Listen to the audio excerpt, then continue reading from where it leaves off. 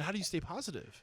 You know what? I think that's just like in my DNA. It's like who I am. Yeah. I am the kind of person that's always looking for I'm always like looking for the lesson. I'm always looking for the thing like to grow by. I'm always looking for like that thing that I go like, okay, well that sucked, but now I know this, so I can avoid that going forward, or I can teach somebody about that later. Like that's really what I'm always looking for. What's the lesson? How do I grow from it? How do I pass that on? Okay. Like those are always the things that I'm looking for. So I think just keeping my focus in those spaces keeps me positive.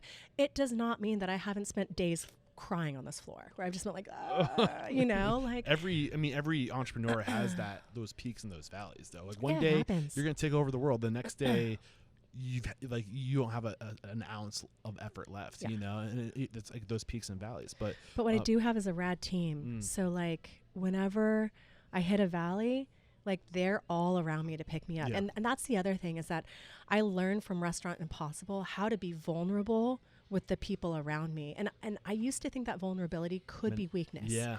Right? Because there's some things I thought like I really needed to keep like close, and that I didn't want to burden anybody else with. And there's still some of that, right? Like there's certain things that like you, in order to run your business well, you have to keep things close to the cuff sometimes. But it's also important to say like, hey guys, this is where we need to go. This is where we are. And this is where I'm at. Yeah. And I need your help. So why is being vulnerable not weakness? Being vulnerable isn't weakness because it's just authenticity. Yeah. Right? Like there's a different way to look at it.